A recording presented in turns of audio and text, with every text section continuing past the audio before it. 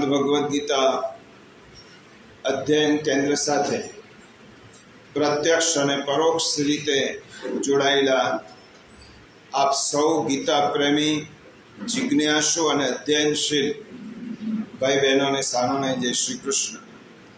આપના હૃદયમાં બિરાજમાન પરમ કૃપાળુ પરમાત્માને વંદન કરી આપણે ગીતા ગાયક પ્રભુ શ્રી કૃષ્ણ અને ગીતા માતાના ચરણોમાં કોટી કોટી વંદન કરી આજના અધ્યયનનો પ્રારંભ કર્યો. પ્રિયજનો, આજે બહુ મહત્વનો દિવસ, ગંગા દશહરા.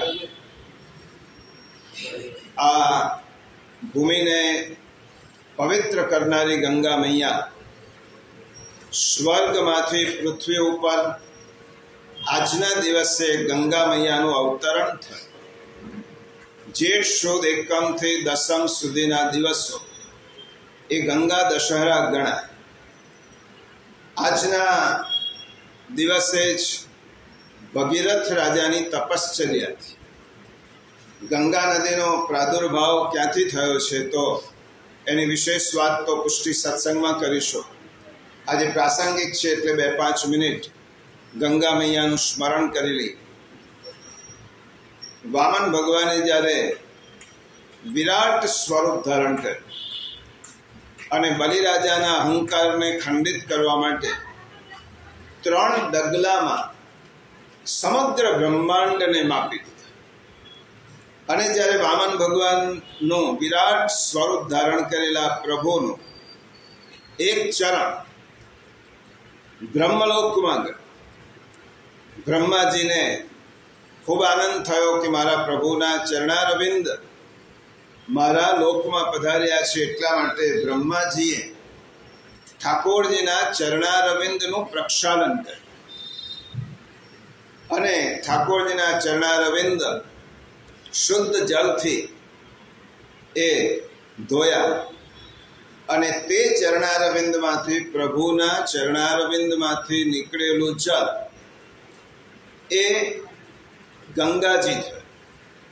હવે એ ગંગાજીનું જ્યારે પૃથ્વી ઉપર અવતરણ થવાનું હતું ત્યારે મહાદેવજીને એમ થયું કે મારા પ્રભુના ચરણારવિંદનું આ ચરણોદક છે અને એ ચરણોદક હું પહેલા મારા મસ્તક પર પધરાવું. એટલે મહાદેવજીએ પોતાના મસ્તક પર ગંગાના જલને પધરાવ્યો. ભગીરથ રાજાની ભાગવતના ચતુર્થ સ્કંદમાં ગંગા અવતરણની વાત છે. આજે આપણે કરવાના નથી. 11ના સત્સંગમાં યમુનાજીના ઉત્સવમાં વિશેષ રીતે આપણે તેની વાત કરીશું. ભગીરથ રાજાએ પોતાના પૂર્વજોના ઉદ્ધાર માટે કપિલ મુનિના આજ્ઞાથી ગંગાજીને પૃથ્વી ઉપર પધરાવ્યા. આ ગંગાજી ભગવત ચરણારવિંદ સુધી લઈ જાય છે. કારણ કે જે જલ જ્યાંથી નીકળ્યું હોય ત્યાં પહોંચાય.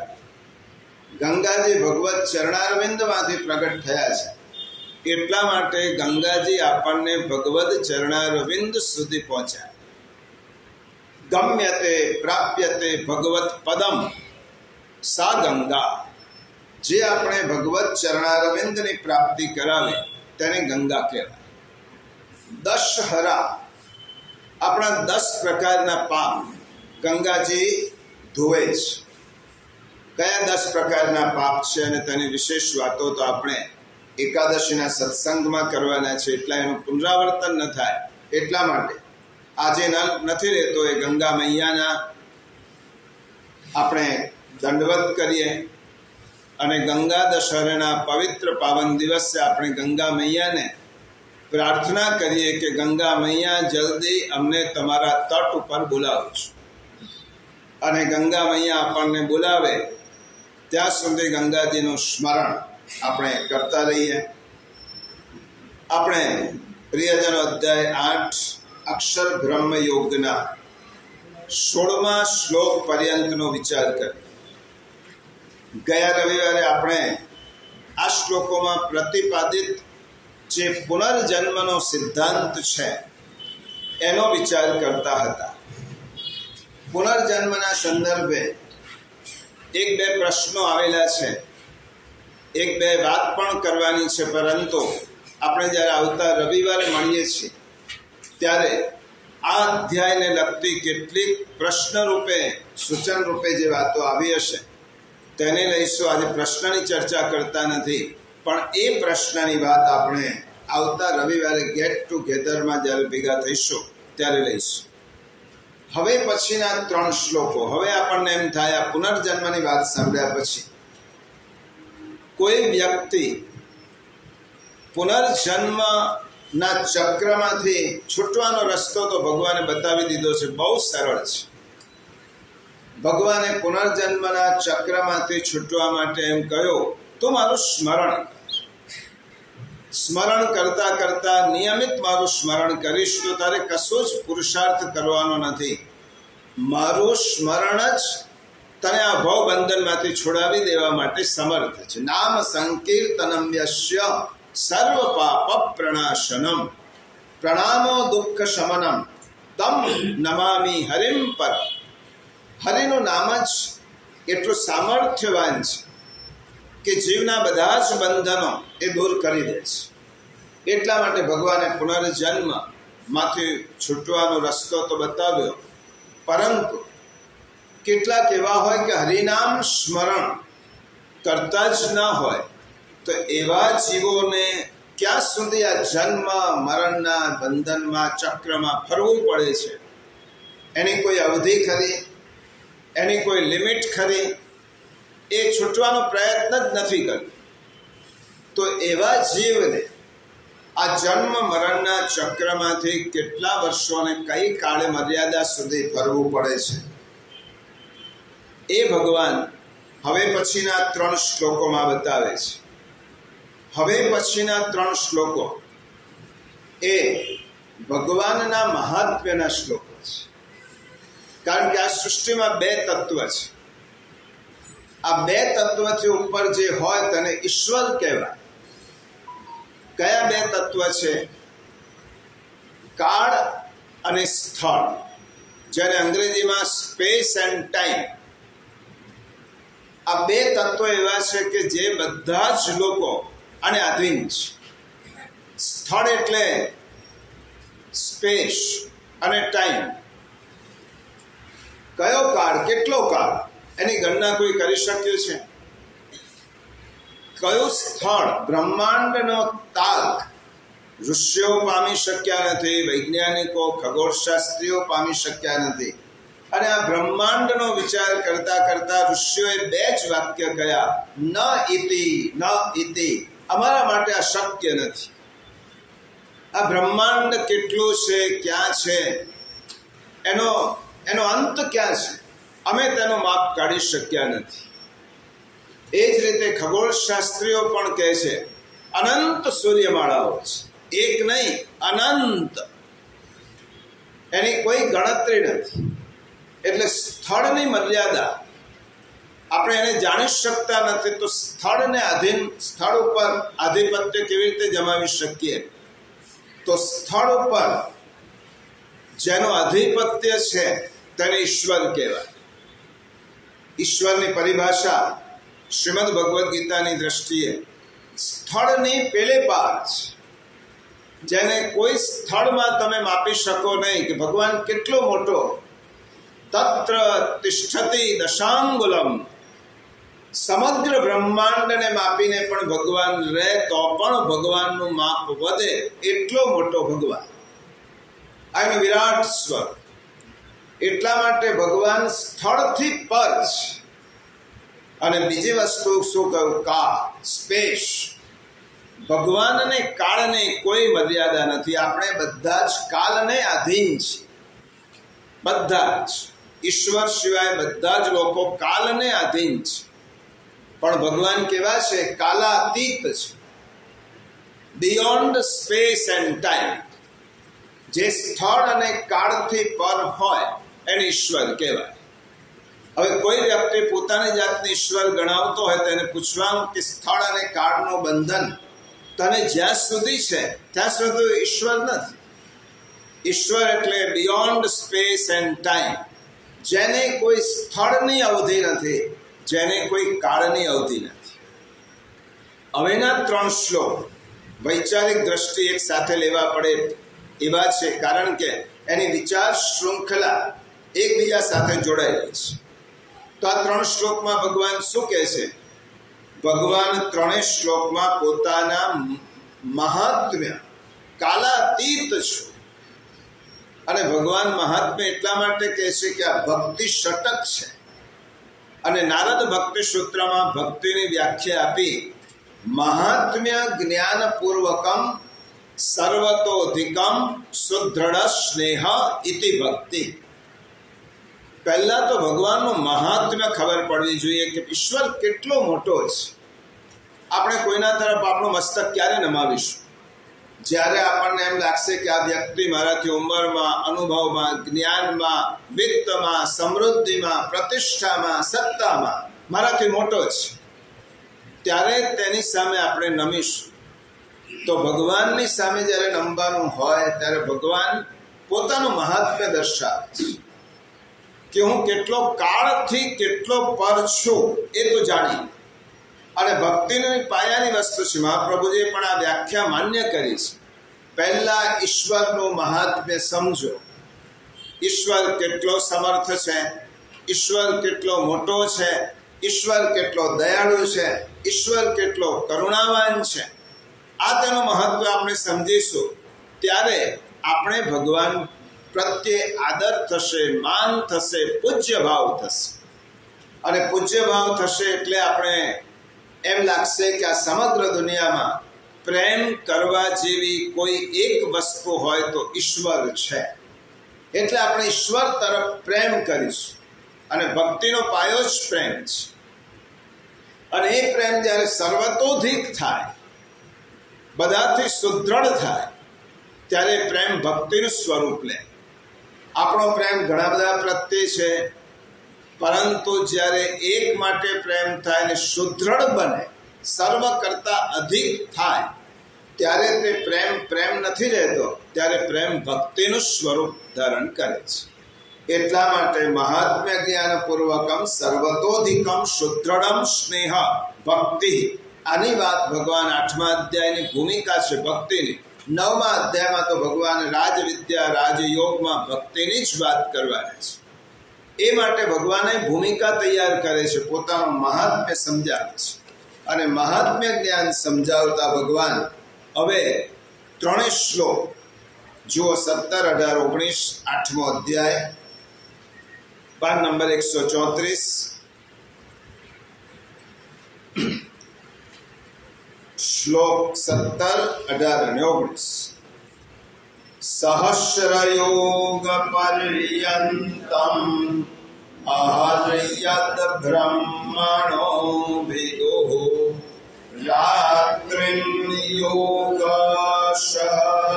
સહસ્રાંતામ દેહો રાત્ર વિલોચના અવ્યક્તાદ્વ્યક્તયઃ સર્વા પ્રભવન્ત્યઃ રાગમે રાત્ર્યાગમે પ્રલીયન્તે તત્રૈવાવ્યક્તસંજ્ઞકે ભૂતગ્રામસ્યૈવાયં ભૂત્વા ભૂત્વા પ્રલીયતે રાત્ર્યાગમે વશાર્થો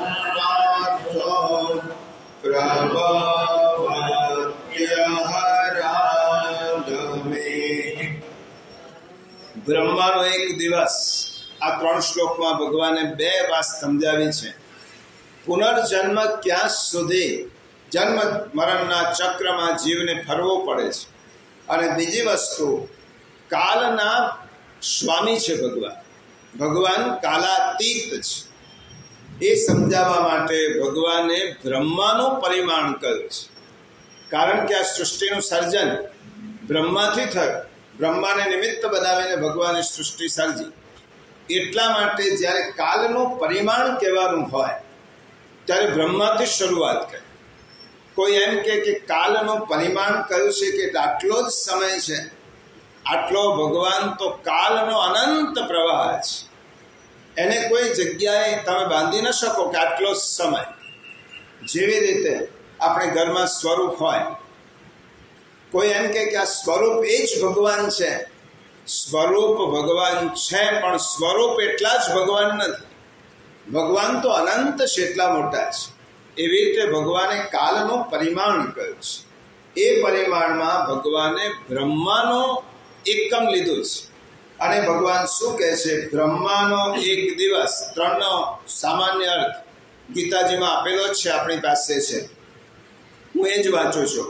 બ્રહ્માનો એક દિવસ છે, એને સત્ય, ત્રેતા, દ્વાપર અને કલયુગ એ 4 યુગના 1000 વાર થતા આવર્તનમાં લાગતા સમય જેટલો, અને તેમની રાત્રિ પણ એટલી જ. એટલે કે 1000 ચતુર્યુગના સમય જેટલી આ બ્રહ્મલોકનો પણ યાત્રી એટલી જ થાય. આ બ્રહ્મલોકનો પણ અંત આવવાનો હોવાથી તે બ્રહ્મા પણ વિનાશશીલ છે અને અનિત્ય છે. આવું જે તત્વથી જાણે છે તે યોગીઓ કાલ તત્વને જાણનારા છે.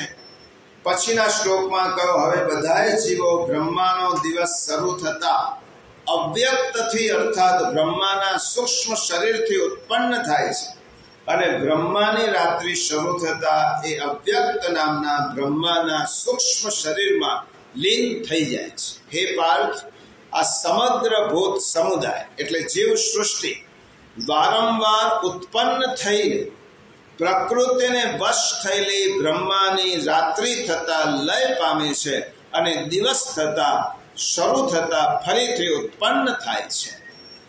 એટલે આ 3 શ્લોકમાં ભગવાને શું કહ્યું?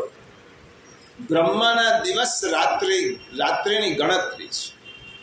આ સાંભળ્યા પછી આપણો અહંકાર છે ને 1 સેકન્ડમાં વિલીન થઈ જાય. આપણે 100 વર્ષનું આયુષ્ય તો કશું જ ના લાગે, અને કાળ, અનંત કાળનો એક સૂક્ષ્મ આપણો આ અનંત કાળમાં, હું સમજાવું એ પહેલા કહી દઉં, આ અનંત કાળના પ્રવાહમાં આપણું અસ્તિત્વ કેટલું ખબર છે? એક તણખલો ધસમસતા પ્રવાહમાં તણાય, અને એ તણખલાનું જેટલું અસ્તિત્વ એ ધસમસતા પ્રવાહમાં હોય એટલું આપણું અસ્તિત્વ આ સંસારમાં છે.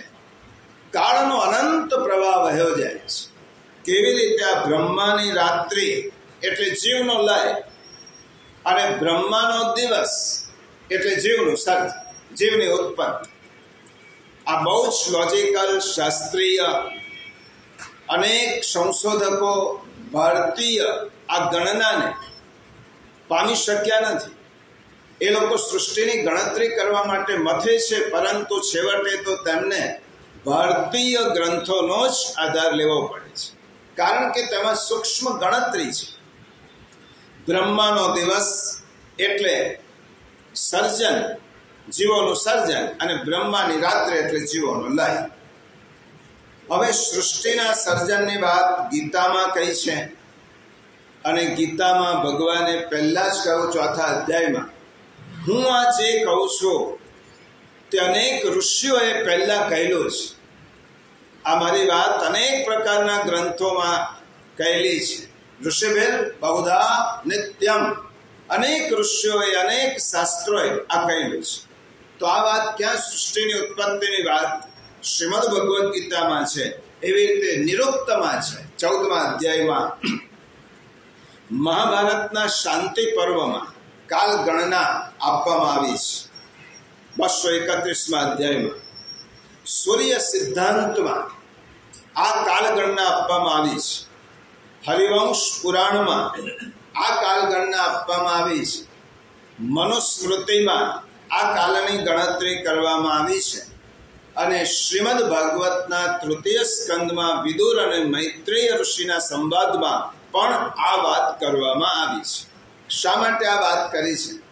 આપણું અસ્તિત્વ કેટલું, આપણે જ્યાં રહીએ છીએ તે સ્થળ, આપણે જેમાં રહીએ છીએ તે કાળ, એને આપણે જ્યાં સુધી નહીં સમજીએ ત્યાં સુધી ભગવાન નહીં સમજાય. ત્યાં સુધી ભગવાન આપણને આપણા જેવો જ લાગશે. ભગવાનને સમજાય પણ નહીં, તેનો મહાત્મ્ય પણ ખબર નહીં પડે.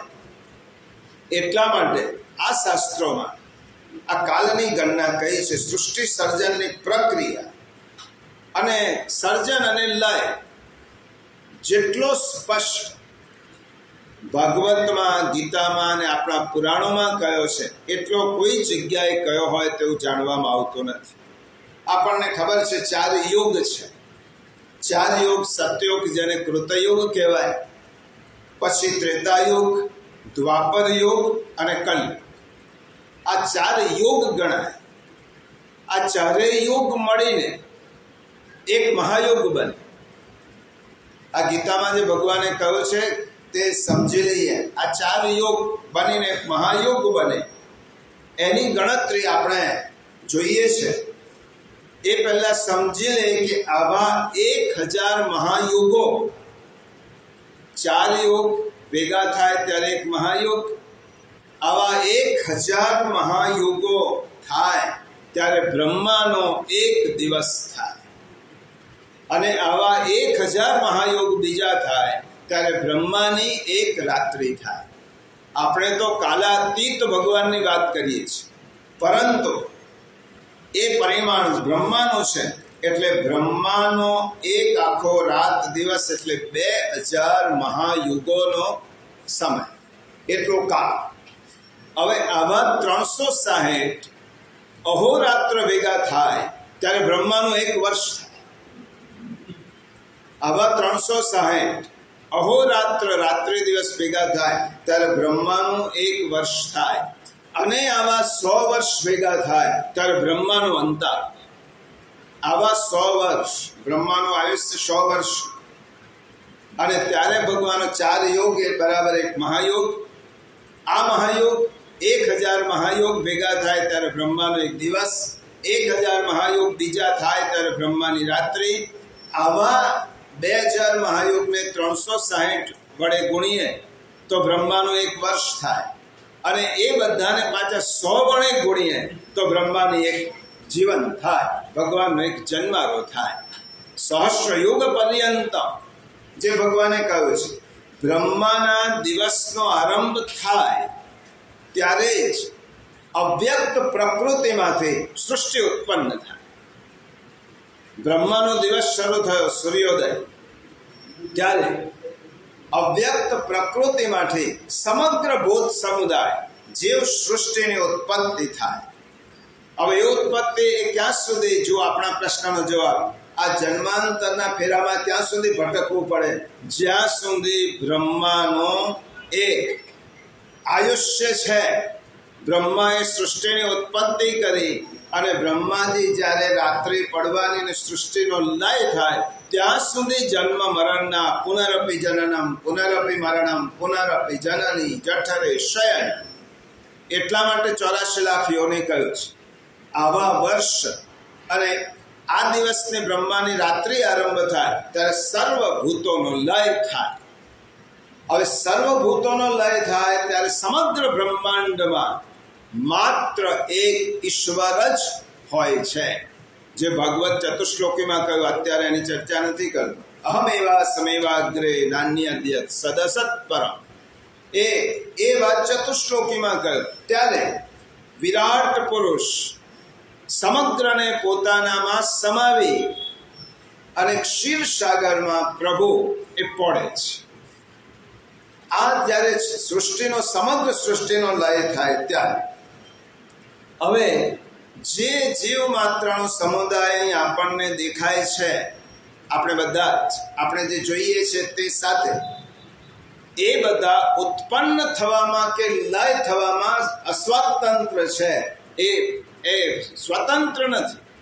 ક્યારે જન્મવું, ક્યારે મારા મૃત્યુ પામવું, કેવી રીતે જન્મવું, કઈ યોનિમાં જવું, એ માટે કોઈ સ્વતંત્ર નથી. આ બધું જ કોણે આધીન છે? વિશ્વના ચક્રને આધીન છે. આ સૃષ્ટિની શાસ્ત્રીય પ્રક્રિયા છે. સૃષ્ટિ ઉત્પન્ન ઉદ્ભવ આ વિશ્વ ચક્રને આધીન છે. એટલે બ્રહ્માની રાત્રિના સમયે સમગ્ર જીવ સૃષ્ટિ ભૂત સમુદાય અવશ થઈને, અહીં શબ્દ વાપર્યો છે ગીતામાં ભગવાને, અવશ થઈને, પરતંત્ર થઈને એને લય પામવું પડે છે. અને જ્યારે બ્રહ્માની સૃષ્ટિની ઉત્પત્તિ થાય પ્રકૃતિમાંથી, ત્યારે પણ અવશ થઈને તેનું સર્જન થાય છે. તેની ઈચ્છા હોય કે ના, એનું સર્જન થાય છે. જેવી રીતે મહાપ્રભુજીએ પોતાના અણુભાષ્યમાં એક ઉપમા આપી છે કે એક સળગતું લાકડું હોય, એ સળગતા લાકડાને તમે કોઈ થાંભલા સાથે અથડાવો અને અથડાયા પછી અનેક પ્રકારના તણખાઓ તેમાંથી નીકળે. એવી રીતે સૃષ્ટિની જ્યારે પ્રકૃતિમાંથી જીવ સૃષ્ટિનું સર્જન થાય છે ત્યારે આ રીતે થાય છે. તણખો અવશ્ય, એ તણખાએ પ્રગટ થવું કે ના થવું એના કાબુ બહારની વાત છે. એવી રીતે બ્રહ્માના દિવસના આરંભમાં અવશ થઈને જીવ સૃષ્ટિ ઉત્પન્ન થાય છે. રાત્રિનો આરંભ થાય ત્યારે અવશ થઈને જીવ સૃષ્ટિ પાછી લય પામે છે. આ ક્રમ ત્યાં સુધી ચાલ્યા કરે, અખંડ ચાલ્યા કરે. અને કોઈના મનમાં ઉત્પન્ન થવાની કે લય થવાની ઈચ્છા હોય કે ના હોય, આ અનાદિ ચક્ર સતત ઘૂમતો જ રહે છે. કાળ ચક્ર કહેવાય. એ સતત ફરતો રહે છે. અને કાલચક્ર કોણે આધીન છે? કાલાતીત ઈશ્વરને આધીન છે. એ બ્રહ્મા પણ સર્જન પામે છે, એટલા માટે આધીન છે. આટલી ગણતરી સમજી લીધી હોય તો 17મા શ્લોકમાં બ્રહ્માના દિવસ અને રાત્રિ દિવ્ય યુગનો સમય ગણાવ્યો છે. દિવ્ય યુગ અહીંયા ભગવાને સહસ્ર યુગ પર્યંતમ અહરિયદ બ્રહ્મણો વિદુઃ. ભગવાને શું કહ્યું આ શ્લોકમાં? હજારો યુગ બ્રહ્માના દિવસ અને રાત્રિ જે સમજી લે છે, એ કાળને જે સમજી લે છે, એ યોગી મને સમજી શકે છે, નહીં તે સમજી શકતો જ નથી. હવે એક દિવ્ય યુગ એટલે શું? સત્યયુગ, ત્રેતાયુગ, દ્વાપર યુગ અને કલયુગ. આ એક દિવ્ય યુગ થયો, એક મહાયુગ થયો. આની ગણતરી એક્ઝેક્ટ દરેક શાસ્ત્રમાં આપી છે. કોઈ પણ શાસ્ત્રમાં કોઈ પણ પ્રકારનો મતભેદ નથી. મહાભારતમાં આમ કહ્યું છે, નિરુક્તમાં આમ કહ્યું છે, અને ભાગવતમાં આમ કહ્યું છે, એવું નથી. આ ગણતરી બધામાં સમાન છે. કલિયુગનો સમયગાળો કેટલો કયો? 4,32,000 વર્ષ. દ્વાપરનો સમયગાળો એનાથી બમણો 8,64,000 વર્ષ. ત્રેતાનો સમયગાળો એનાથી કલિયુગથી 3 ગણો એટલે 12,96,000 વર્ષ. અને સતયુગનો સમયગાળો એના કરતા 4 ગણો એટલે 17,28,000 વર્ષ. આ 4 યુગનો સમયગાળો. આ ચારેય યુગનું ટોટલ કરીએ, ચારેય યુગનો આ 3 શ્લોક ઇન્ફોર્મેટિવ છે. આનું તત્વજ્ઞાન તો હવે પછી સમજીશું. આ શ્લોક ઇન્ફોર્મેટિવ છે, માહિતીપ્રદ છે. અને એ સમજવા માટે આ ચારેય યુગનો ટોટલ સમય કેટલો થાય? તો 43,20,000 વર્ષ. એટલે એક મહાયુગ થયો. એને દિવ્ય યુગ કહેવાય, મહાયુગ કહેવાય. આવા 1000 દિવ્ય યુગો થાય ત્યારે બ્રહ્માનો એક દિવસ થાય. આવા 1000 દિવ્ય યુગ ત્યારે બ્રહ્માનો એક દિવસ. અને આમાં 1000 દિવ્ય યુગો એટલે બ્રહ્માની એક રાત.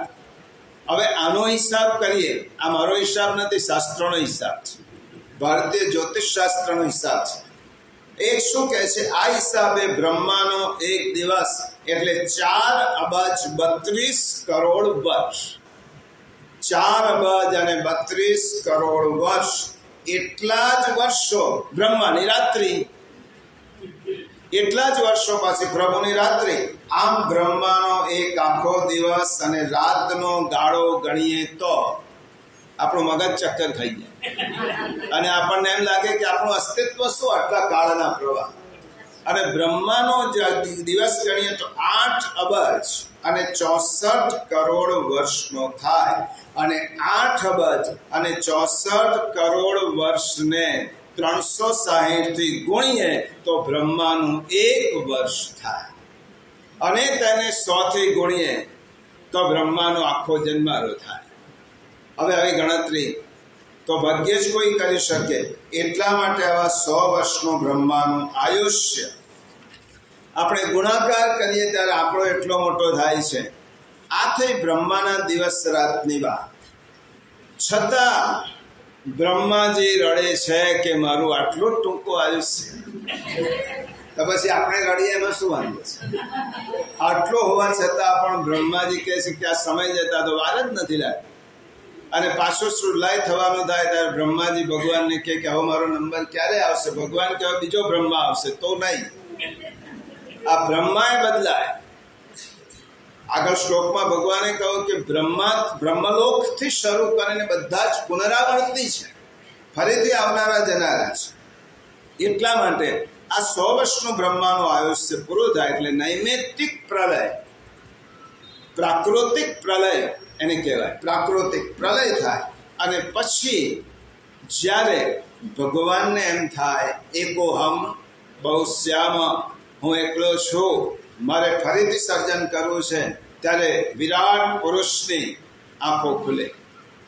અને આંખો ખુલ્યા પછી સંકલ્પમાંથી ભગવાન બ્રહ્માની ઉત્પત્તિ કરે. પેલા ગયેલા એ બ્રહ્મા નહીં, બીજા જેની યોગ્યતા હોય તે એ બ્રહ્મા ઉત્પન્ન થાય અને એ બ્રહ્મા આ સૃષ્ટિનું ભગવાન કહે છે તે પ્રમાણે સર્જન કરે. આ થઈ બ્રહ્માના દિવસ રાતની ગણતરી. પણ દેવતાઓના વર્ષની ગણતરી સાદી છે. આ બ્રહ્માના દિવસ રાત. પણ આપણા દેવતાઓના દિવસ રાત કયા? તો આપણા વર્ષના 2 અયન છે, ઉત્તરાયણ અને દક્ષિણાયન. તો ઉત્તરાયણને દેવતાઓનો દિવસ ગણાય અને દક્ષિણાયન એટલે દેવતાઓની રાત્રિ કહેવાય. માનવ લોકમાં તેને 1 વર્ષ થાય, 12 મહિના થાય, ત્યારે દેવતાઓનો 1 દિવસ થાય એ સીધી ગણતરી છે. આપણું 1 વર્ષ એટલે દેવોનો 1 દિવસ. ઉત્તરાયણ અને દક્ષિણાયન એ દેવોની દિવસ અને રાત્રિ અને દેવતાઓના 1000 યોગો ભેગા થાય ત્યારે બ્રહ્માનો 1 દિવસ થાય. હવે પુરાણમાં એક વાત સમજવા જેવી છે, ગમ્મતની વાત છે કે પુરાણમાં શું છે કે આટલી મોટી ગણતરી સમજાવવા માટે પુરાણની એ જ વિશેષતા છે. પ્રસંગ પરથી બહુ મોટી વાત કહી. આ તો તમે શાસ્ત્રોની ગણતરી સાંભળી, પણ પુરાણમાં ગણતરી એક વખત બ્રહ્માજી બાથરૂમમાં સ્નાન કરવા માટે ગયા અને બાથરૂમમાં બ્રહ્મા નાવા ગયા. નાઈને બહાર આવ્યા એટલે નારદ ઋષિ મળ્યા. નારદ ઋષિ બ્રહ્માને કહેવા લાગ્યા, પિતાજી એક સંદેશ છે, એક મેસેજ આપવાનો છે. તમને ખબર પડી? બ્રહ્મદેવ કે શું? નારદજી કહે તમારે ત્યાં પૌત્રનો જન્મ થયો છે, એટલે રાવણ, તમારે ત્યાં પૌત્રનો જન્મ થયો છે. તો બ્રહ્માજી બાથરૂમમાંથી નીકળ્યા પછી પાછા બાથરૂમમાં ગયા કે હવે હું ફરી સ્નાન કરી આવું, કારણ કે જનના શૌચ લાગ્યું, પૌત્રનો જન્મ થયો એટલે. અને પછી બ્રહ્માજી નાવા ગયા. ત્યાર પછી રાવણે અનેક વર્ષ જીવ્યો, ઉત્પાતો કર્યા, અનેક પ્રકારનો તેને સેતુબંધ બાંધી અને પ્રભુ રામચંદ્રજીએ તેનો ઉદ્ધાર કર્યો ત્યાં સુધી, અને તેને મારી પણ નાખી. પાછા નારદજી ગયા ત્યારે બ્રહ્માજી બાથરૂમમાંથી નાહીને બહાર આવતા હતા. ક્યારે પેલું જનના શૌચ લાગ્યું ત્યારે બહાર આવ્યા અને નારદજીએ કહ્યું, સાંભળ્યું? શું? તો તમારા પૌત્રનું મૃત્યુ થયું એમ? તો પછી પાછું નાવા જો.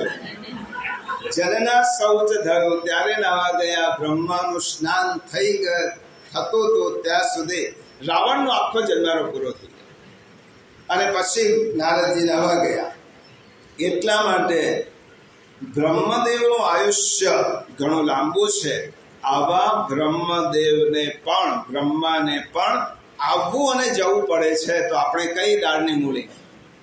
આ બ્રહ્માને પણ પુનરાવર્તિનો અર્જુન, એમને પણ આવું જવું પડે છે. ભગવાન કહે છે, જે માણસ બ્રહ્માના દિવસ અને રાતના પરિમાણને જાણી લે છે એ કાલના તત્વને ઓળખી શકે છે, એ કાલને જાણી શકે છે.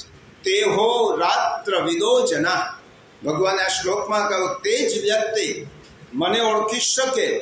મનુષ્ય માટે 4 અબજ અને 32 કરોડ વર્ષનો ગાળો બહુ મોટો કહેવાય. તેથી બ્રહ્મા વગેરે દેવતાઓને અમર ગણવામાં આવ્યા છે. આટલો ગાળો બહુ મોટો કહેવાય.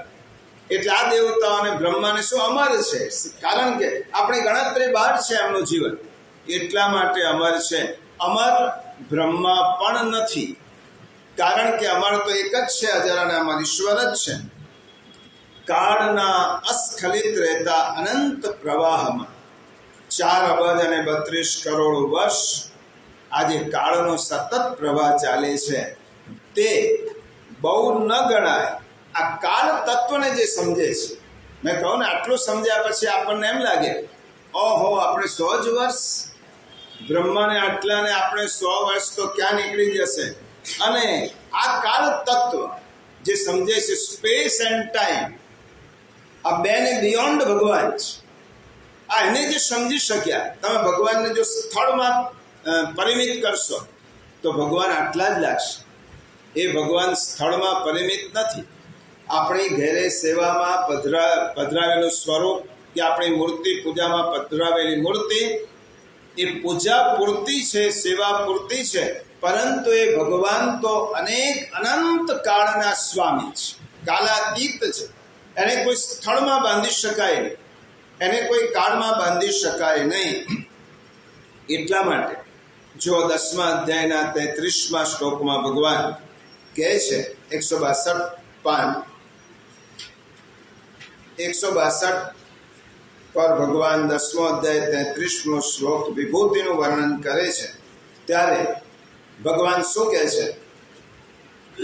અક્ષરાણામ અકારોસ્મિ દ્વંદ્વઃ સામાસિકસ્ય ચ અહમેવાક્ષય કાલો અહમ વિશ્વતો.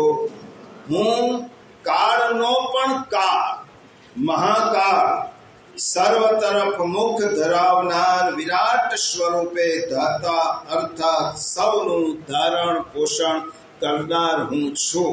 આ કાળ તત્વને જાણવું એટલે ભગવાનના મહાત્મ્યને જાણવું. આ ભગવાન ગીતા કહેવાના છે. આ ભગવાન આપણને ગીતાનો ઉપદેશ આપે છે નરાકાર સ્વરૂપ થઈને. હવે 11મા શ્લોકમાં તો ભગવાને શું કહ્યું છે અર્જુનને જુઓ. અર્જુનની સ્તુતિ પહેલાના શ્લોક.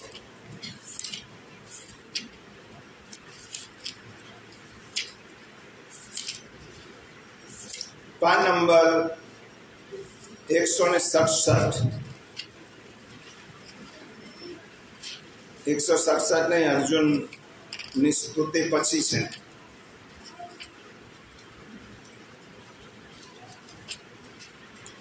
PAN number 178. હવે ભગવાન જે કહે છે અર્જુનને, 32મો શ્લોક, 11મો અધ્યાય 32મો શ્લોક.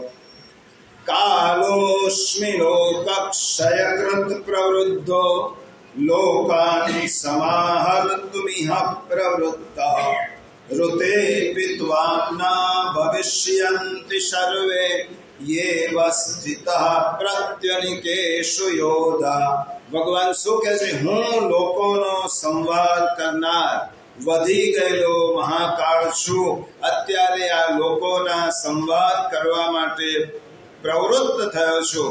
માટે પ્રતિપક્ષીઓની સેનામાં રહેલા જે યોદ્ધાઓ છે એ બધા તારા વિના પણ નથી રહેવાના. તો યુદ્ધ નહીં કરે તો પણ આ સર્વનો નાશ થવાનો જ છે.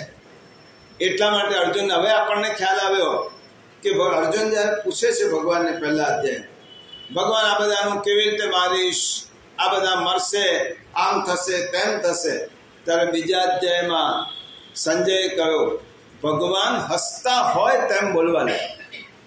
ભગવાનને હસવું આવે કે અર્જુન એમ સમજે છે કે આ બધાને હું મારવાનો છું, આ બધા કાળથી અમર છે અને હું મારવાનો છું. ભગવાન એટલા માટે પ્રહસન નિવભાર, ભગવાન અર્જુનને ઉપદેશ આપતી વખતે હસ્યા, મલક્યા થોડો, કારણ કે તેમને અર્જુનની અજ્ઞાનતા પર હસવું આવે કે અર્જુનને ખબર જ નથી કે હું કોણ છું અને સ્થળ અને કાળ એ છે શું. એટલા માટે ભગવાને કહ્યું જે કાલ તત્વને જાણે છે એ મારા મહાત્મ્યને સમજી શકે છે. આ જાણ્યા પછી જાણવા જેવી વાત એ છે કે બ્રહ્માના દિવસનો પ્રારંભ થાય ત્યારે પ્રભુની અવ્યક્ત પ્રકૃતિમાંથી બધા વ્યક્ત થાય. અને પછી આપણે વાત કરી હવે સર્જન થાય, પ્રભુના સંકલ્પ માત્રથી સર્જન થયું છે. આ થોડી ફિલોસોફી છે, આપણે અધ્યયનશીલ લોકો છે. કથાના માધ્યમમાં બધી વાત કહેવાતી નથી. આ બધી જ વાત ભાગવતમાં આવે છે, તૃતીય સ્કંદમાં. પણ કથાના શ્રોતાઓ જુદા હોય છે, સર્વસામાન્ય હોય, એટલા માટે તેમને બધાના ગળે અમુક પ્રકારનું તત્વજ્ઞાન ન ઉતરે. એટલા માટે ગીતાના અધ્યયનની જરૂર છે. આપણો બેઝ, આપણો પાયો જો નક્કી થાય, ક્લિયર થાય, સ્પષ્ટ થાય તો આપણે સમજીશું. સર્જન ભગવાન કરે છે, 14 લોકનું સર્જન એક સાથે 14 લોકનું. ભગવાનને સૃષ્ટિનું સર્જન કરવા માટે કોઈ વસ્તુ બહારથી લેવી પડતી નથી. કેવલાદ્વૈત એ ભગવાન જ પોતાનામાંથી બધું જ ઊભું કરે છે. અને તે વખતે 14 લોકનું સર્જન. અને લય એટલે શું? 14 લોકનો લય. એ પછી ભારત એકલાનો લય ના થાય, પછી આખી દુનિયા આવે, આખું વિશ્વ આવે, અનંત કોટી બ્રહ્માંડો આવી જાય, બધાનો લય થાય. આ ગણતરી પ્રમાણે જોઈએ તો તમારા મનમાં પ્રશ્ન થાય, ના થતો તો કહી દો, આટલો આયુષ્ય થયો હોય તો બ્રહ્મા કેટલા વર્ષના? આજે સૃષ્ટિ ઉત્પન્ન થઈ, બ્રહ્મા કેટલા વર્ષના? તો શાસ્ત્રો એમ કે છે બ્રહ્માના 50 વર્ષ પૂરા થયા છે. હમણાં બ્રહ્માનો 51મો વર્ષ ચાલે છે. આ 51મો આ શાસ્ત્રોક્ત વાત છે. 50 પૂરા થાય એને પરાર્ધ કહેવાય. પરાર્ધ 50 પૂરા થાય, અડધું આયુષ્ય, અને બીજું અડધું બાકી છે. એટલે બ્રહ્માજીના 51મા વર્ષનો પહેલો દિવસ, આપણે જન્માંતર સુધી આ ગીતા અધ્યયન કરીએ તો હું પહેલો દિવસ જ કહીશ, કારણ કે એનો અંત આપવાનો જ નથી. કારણ કે આ બ્રહ્માલોક બ્રહ્માજીના 51મા વર્ષનો પહેલો દિવસ હોવાથી બ્રહ્મલોકમાં અત્યારે બ્રહ્માનો હેપી બર્થડે મનાવી રહ્યા હશે. બ્રહ્માનો જન્મદિવસ ઉજવી રહ્યા હશે. બ્રહ્મલોકમાં ઋષિઓ સ્તુતિ કરતા હશે, વેદગાન કરતા હશે. અને બ્રહ્માનો એક દિવસ પૂરો થશે ત્યાં સુધી 14 મન્વંતરો પૂરા થઈ ગયા હશે. હાલમાં કયો મન્વંતર ચાલે છે કોઈ પૂછે? વૈવસ્વત મન્વંતર.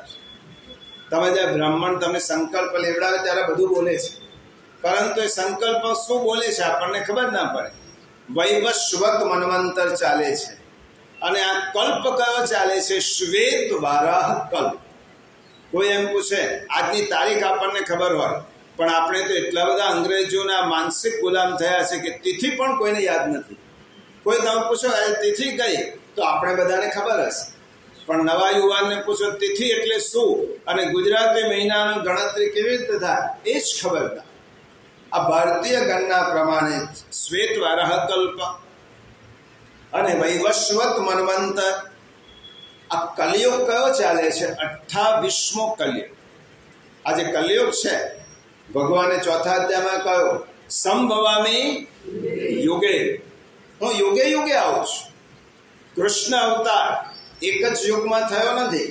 કૃષ્ણ અવતાર યુગે યુગે થાય, રામનો અવતાર યુગે યુગે થાય, ભગવાનના 10 અવતાર યુગે યુગે થાય. એટલા માટે વ્યાસ પણ 28મા વ્યાસ, જેને આ શ્રીમદ ભગવદ્ ગીતાનું સંકલન કર્યું, એ 28મા વ્યાસ યુગે યુગે ભગવાન આવે. અને આ યુગે યુગે પ્રભુ આવે છે. હવે થોડુંક સાઈડ ટ્રેક કરીને સમજી લઈએ કે મહાપ્રભુજી આપણને શું આજ્ઞા કરી કે કયા કૃષ્ણની સેવા કરો. તો પદ્મ સારસ્વત કલ્પમાં જે ઠાકોરજીનું પ્રાગટ્ય થયું એ યશોદોત સંગ લાલિત શ્રી કૃષ્ણ એ પુષ્ટિ પુરુષોત્તમ છે. બાકી બધા જ કૃષ્ણ જ છે. એટલે તમે જો જુદા જુદા ગ્રંથોમાં વાંચશો તો કૃષ્ણની જુદી જુદી લીલાઓમાં ક્યારેક ભેદ જોવા મળશે. અમુક જગ્યાએ અમુક કયો, અમુક જગ્યાએ અમુક કયો. કૃષ્ણ એક જ છે, એમનો એક જ અવતાર છે. યુગે યુગે પ્રભુ જન્મ ધારણ કરે છે. અને હવે આવા બ્રહ્માને આ યુદ્ધના મેદાનમાં કાળગણના ભગવાને શા માટે કહી તેની વાત હવે પછી કરીશું. પણ આવા બ્રહ્માને ભગવાનની પરીક્ષા લેવાનું મન થયું. આ બ્રહ્માને, આપણે તો થાય સ્વાભાવિક છે, બ્રહ્માની ઉત્પત્તિ થઈ, આ બ્રહ્માને એમ થયું. આપણે બહુ લાંબા સમય સુધી શાસન મળે ને તો આપણે એમ સમજીએ કે હું જ છું, હવે મારા સિવાય બીજો નથી. આવી રીતે આપણે સમજી લઈએ. બ્રહ્માને આટલા કરોડ અબજો વર્ષ મળ્યા ને એટલે બ્રહ્માને એમ લાગવા માંડ્યો હું જ ઈશ્વર, હવે મારા સિવાય દુનિયાનો ઈશ્વર કોણ છે. અને બ્રહ્માને આમ લાગવા લાગ્યો એટલે બ્રહ્માને એમ થયું કે મારી ઉત્પત્તિ કોઈ જગ્યાએથી થોડી હોય. જેવી રીતે આજે એક ગ્રેજ્યુએટ થયેલો છોકરો, એમટેક થયેલો છોકરો કે એમડી થયેલો છોકરો એમ કે વેર ઇઝ ગોડ, હું ગોડને માનતો નથી. હવે થોડો મોટો થયા પછી એને એમ લાગે કે ગોડ ભગવાન છે જ નહીં, હું જ મારું સ્વતંત્ર અસ્તિત્વ ધરાવું છું, આ મેં જ કર્યું છે. તો બ્રહ્માને આટલું બધું આયુષ્ય મળ્યા પછી, બ્રહ્મલોકની સત્તા ભોગવ્યા પછી બ્રહ્માને એમ થયો મારી ઉત્પત્તિ થોડી કોઈ જગ્યાએથી હોય અને મારી ઉત્પત્તિનો સર્જક હું જ છું. ત્યારે શ્રીમદ ભાગવતમાં આની રસપૂર્ણ કથા આવે છે, બહુ રોચક કથા આવે છે. એ કથા 12, 13, 14 અધ્યાયમાં છે. ભાગવતના 10મા સ્કંદના 12, 13 અને 14 અધ્યાય, જેને મહાપ્રભુજી પ્રક્ષિપ્ત અધ્યાય કહે છે. આ 3 અધ્યાયમાં કથા છે. કથાનો પ્રસંગ એવો છે, પ્રક્ષિપ્ત અધ્યાય કેમ કહે છે પણ કહી દઉં, કારણ કે આપણા મનમાં કોઈ સંશય ના રહેવો જોઈએ. મહાપ્રભુજી એમ કહે છે કે આ કથા કૃષ્ણની જ છે, પણ સારસ્વત કલ્પના કૃષ્ણને નથી, પદ્મ કલ્પના કૃષ્ણની કથા છે. કથા તો છે જ, સાચી જ છે, રોચક છે, રસપ્રદ છે. પ્રસંગ એવો છે કે ભગવાન શ્રી કૃષ્ણ એ એક વખત આપણે જેવી રીતે થયો ને, આવતા રવિવારે બધા રાધે પાર્ટી પ્લોટ પર જઈએ, ભેગા થઈએ, જમીએ. આપણે નથી કરતા, ભગવાને આ પરંપરા ગોઠવેલી છે. ભગવાનને એમ થયું કે ચાલો આપણે વન ભોજન કરીશું. એટલે ભગવાને બધા જ ગોપ સખાઓને કહી દીધો કે આવતા રવિવારે આપણે વન ભોજન માટે જવાના છે. અને ભગવાને ગોઠ, એને છાક લીલા કહેવાય વ્રજ ભાષા. છાક લીલા એટલે પોતાનું શીકું લઈને આવે, બધા જ પોતાનું ભાથું લઈને. દાહોદના લોકોને તો આ બધું સમજાવવું પડે છે. આ છાક લીલા એ પોતાનું ભાથું લઈને આવે. ભગવાને કહ્યું કે લઈને આપવાનું, બધાએ પોતપોતાનું ભાથું લઈને આવ્યા. વાર્તાનો પ્રસંગ સુંદર છે, આપણે બહુ વિગતે નથી જોતા, એનું તત્વ જોઈએ છે. અને બધા જ લાવ્યા. મધુમંગલ નામનો ભગવાનનો એક મિત્ર, એ પૂર્ણા માસીનો પુત્ર, એ હંમેશા પ્રભુના નંદાલયમાં જ એમની સાથે જમતો. યશોદા મૈયા જ એને પીરસતા હતા કૃષ્ણની સાથે. કૃષ્ણએ મધુમંગલને કહ્યું તું રોજ મારું ખાય છે, કાલે તારું લાવજે, ભાતો તારું જોઈશ. અને પેલા જઈને એની માને કહ્યું, એની માએ કહ્યું કે ઠાકોરજીને આ છાશ સુંદર બહુ ભાવે છે, છાશ વગાડી થોડું એને મટકીમાં મૂકી અને આપી દીધી. ભગવાને વન ભોજન છે, બહુ સુંદર વર્ણન છે શ્રીમદ ભાગવતમાં, તો અદ્ભુત વર્ણન છે. અને ભગવાન મધ્યાહન કાળનો સમય, શ્રી કૃષ્ણ પ્રભુ બધા જ ગોપ સખાઓને ચારે બાજુ વિટાડી અને જમવા બેઠા છે. ભાગવતમાં લખ્યું છે કમલાકાર બેઠા ભગવાન, એટલે બધાની સાથે, બધા જ સખાઓ સાથે તેમનો સીધો સંપર્ક રહે, એવી રીતે ભગવાન જમવા માટે ગોઠવાયા છે. અને પ્રભુ જ્યારે ભોજન કરે છે, બધાએ પોતાના શિકામાંથી વાનગી આપી. પ્રભુએ આરોગ્યા પછી સુંદર સુંદર વાનગીઓ આરોગ્યા પછી હવે પેલો મધુમંગલ જે છાશ લઈને આવ્યો હતો એ છુપાવે છે કે કૃષ્ણને મારી આ છાશ આપીશ તો આટલું બધું સરસ ભોજન કર્યું છે, અને મારી આ સાદી છાશ કેવી રીતે આપો?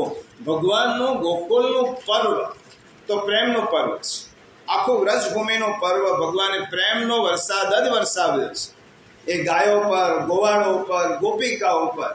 એટલા માટે હવે પેલો મધુમંગલ મટુકી છુપાવે છે. ભગવાનને એમ કે આની છાશ તો મારે પીવી જ છે, પણ પીવા માટે પેલો મધુમંગલ ના પાડે છે. સુદામાની જેમ છુપાવે છે પોતાની પોટલી. અને ભગવાનને તો બધી જ કરામત આવડે કૃષ્ણને. મધુમંગલ આપણું જમવાનું પૂરું થયું, જઈને તો જલ લઈ આવ. એટલે મધુમંગલ પાણી લેવા ગયો અને ભગવાને પેલી મટુકી લઈ લીધી અને મટુકી ખોલી અને ભગવાન ગટ ગટ ગટ કરતા છાશ પીવા લાગ્યા.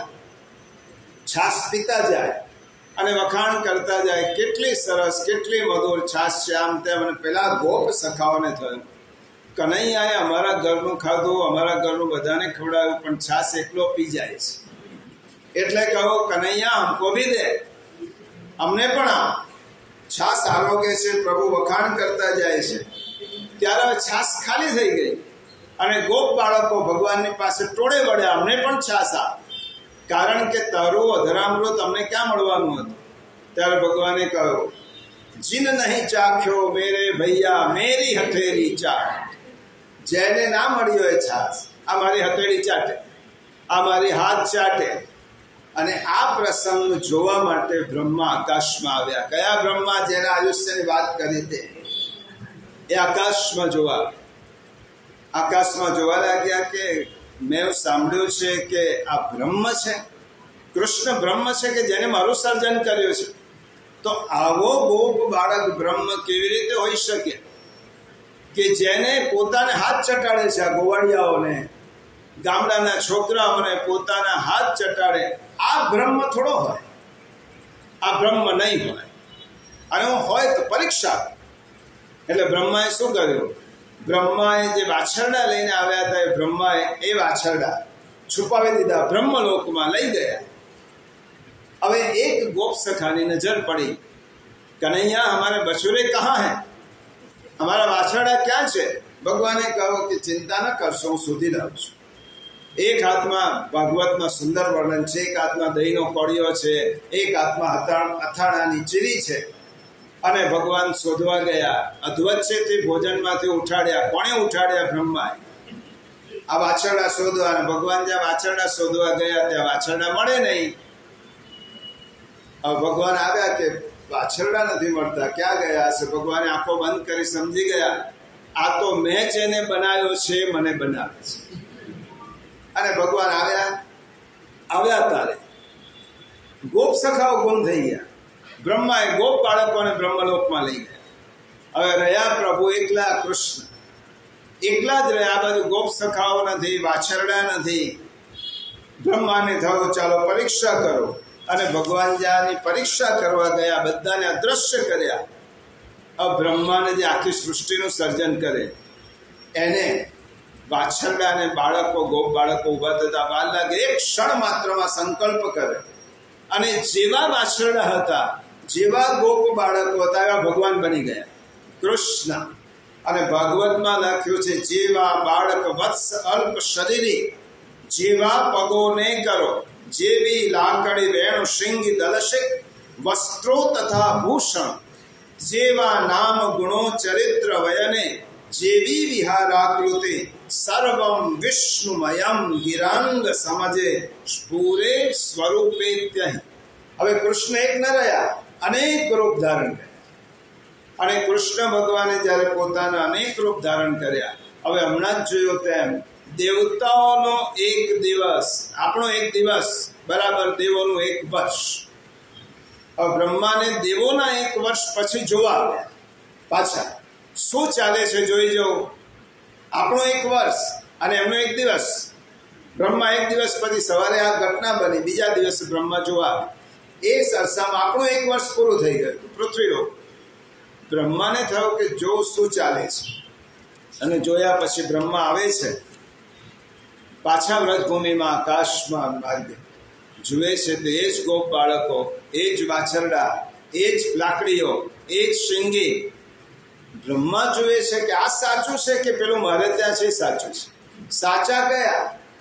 મેં છુપાવ્યા છે સાચા કે આ સાચા? અને બ્રહ્મા મોહિત થઈ જાય છે.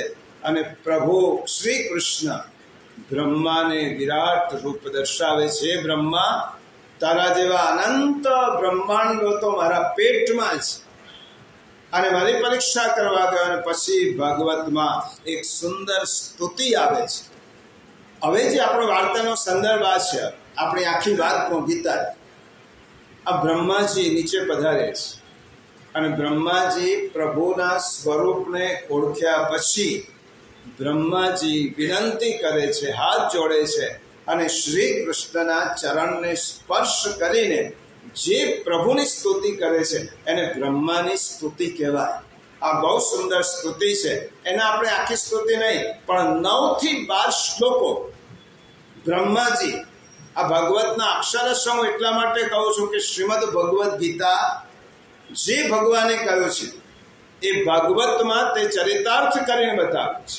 અને બ્રહ્માજી પ્રભુનું સ્વરૂપ જોયા પછી ભગવાનની સ્તુતિ કરે છે. બ્રહ્માજી કહે છે, કયા બ્રહ્મા? ફરી કહું, આપણે જેના આયુષ્યની ગણતરી કરીએ એ બ્રહ્મા કહે છે કે મારી કુટિલતા તો જુઓ, આપ અનંત અનાદિ પુરુષ પરમાત્મા છે અને મારા જેવા મોટા મોટા માયાવી પણ આપણી માયાના ચક્રાવાને સમજી શકતા નથી.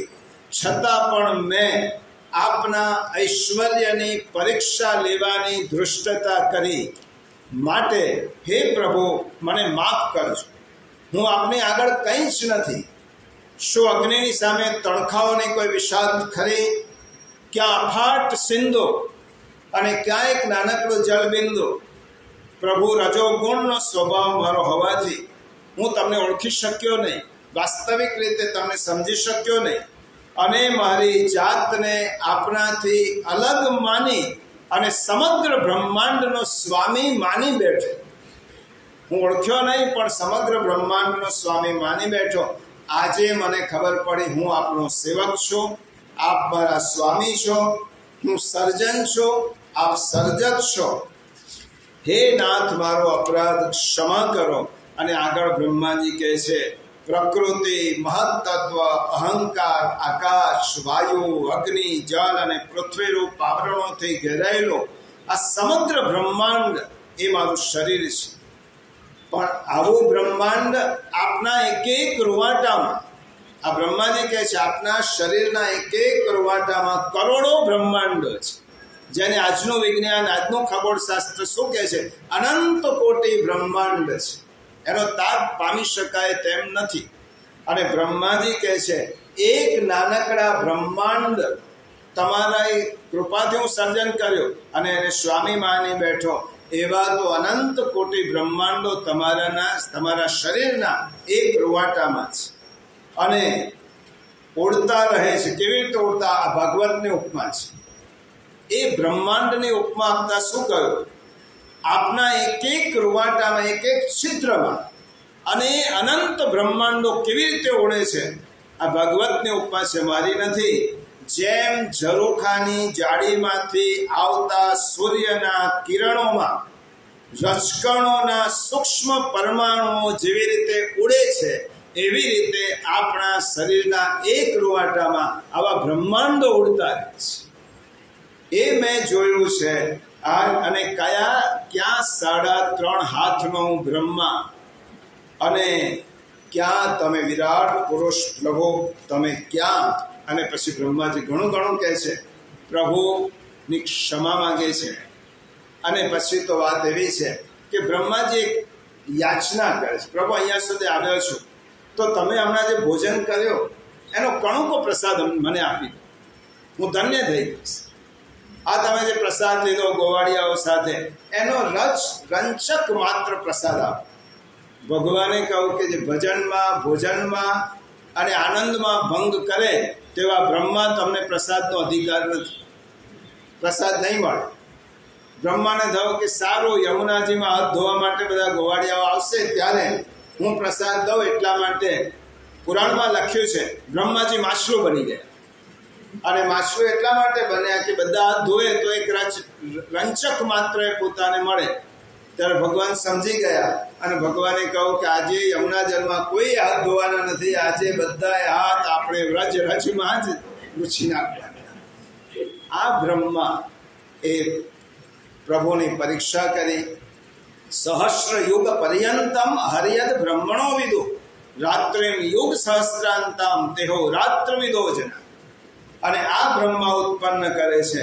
અને આજના દિવસની છેલ્લી વાત કહું એટલા માટે મહાપ્રભુજીએ પોતાના શિક્ષા શ્લોકોમાં લખ્યું છે, એનું મહત્વનું વાક્ય એ છે, ન લૌકિક પ્રભુ કૃષ્ણ મનુતે નૈવ લૌકિકમ. આ કૃષ્ણ લૌકિક નથી. એને લૌકિક સમજવાની ભૂલ ક્યારે પણ કરશો નહીં તો તમે કાળના પ્રવાહમાં તણાઈ જશો. પ્રિયજનો, તમને સૌને અભિનંદન આપવા જોઈએ. આવા કૃષ્ણના મુખારવિંદમાંથી નીકળેલું ગીતાનું અમૃત તમે સાંભળી રહ્યા છો. આ કૃષ્ણના મુખારવિંદમાં નીકળેલું અમૃત એટલે ગીતામૃત. આ તો થયો શ્લોકની જે શરૂઆતમાં ઇન્ફોર્મેટિવ વાત. પરંતુ આપણને એમ થાય ભગવાને યુદ્ધના મેદાનમાં અર્જુનને આવું કાળની બધી વાતો કેમ કરી હશે? તેનો જવાબ આપણે આવતા રવિવારે આવીશું અને વિચારીશું.